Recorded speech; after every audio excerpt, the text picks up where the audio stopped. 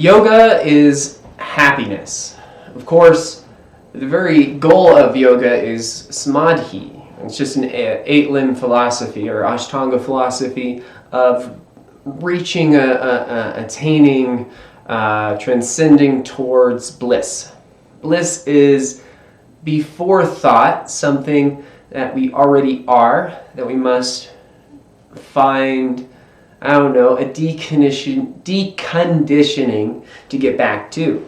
So, on the reverse side, on the flip side of this eight-limb philosophy or Ashtanga philosophy, we have our first restraint, and that is kindness, non-harming, ahimsa. So being kind to yourself can be a struggle, right? Every single breath you take, you may not take it, you might hold it, you may cause a slight struggle inside your mind, and therefore you have to calm down. You have this chance of saying, okay, be kind to yourself, you'll get better at it, it's just a practice, so on and so forth. So I want to get into that a little bit deeper, but first I want to share a quick story about a dog that may shine a light on this in a different way and may paint a picture for you to visualize what happiness in yoga can really provide. So just real quick, this is from To See a Grain of Sand, or To See a World in a Grain of Sand. This quote is by C.L. James. A big dog saw a little dog chasing its tail and asked, "Why are you chasing your tail so?" said the puppy. "I have mastered philosophy.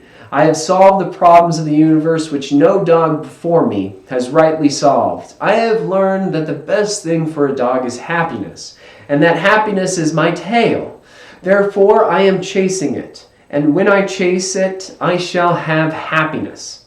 Said the old dog, "My son, I too have paid attention to the problems of the universe in my weak way, and I have formed some opinions. I too have judged that happiness is a fine thing for a dog, and that happiness is in my tail.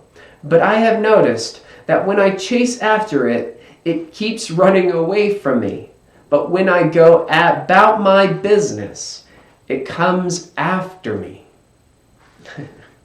So, have you ever tried a certain pose someone else is doing, and you've tried your hardest to chase that position in your own body? That is chasing your tail. You're going to chase and pursue happiness for a long time in that sense. So instead, take the point of view that you have to move in a certain way for yourself, drawing back from the first restraint of the eight-limb philosophy, kindness. This, of five, all rolled into one, help you see through all the disillusion that you may put in front of yourself to keep you running in circles. This is what I like. That's why I'm doing it. I want to look like that. But maybe it's already somewhere within you, following you, always pursuing you already.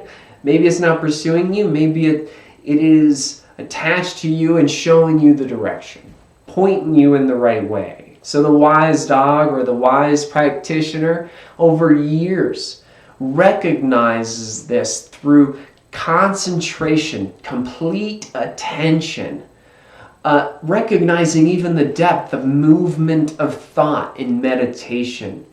That person can see that bliss has always been first. It's always been there.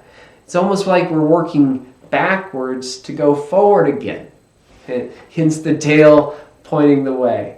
But you got to mention that your certain way is certainly up to you, of course. A vinyasa must be taken seriously when it comes to a person's body. You need to modify a certain way to experience the best possible practice for yourself. Therefore, any other person must modify as well.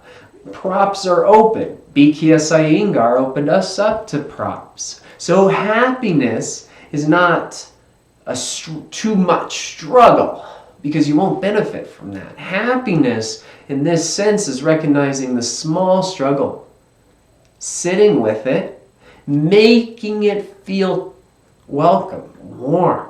That's kindness. That's a compassion, a restraint to not harm yourself by moving too fast or exiting the breath too early or pushing too far in a pose because you don't need that yet. It's up to you. So happiness is truly subjective, but yoga and happiness is the recognition that in union, you're already in bliss. It's not something you become. Truly, this philosophy is something we already are. So practice it in your breath, practice it in your on your mat, and enjoy your practice. My light sees your light. Till next time, namaste.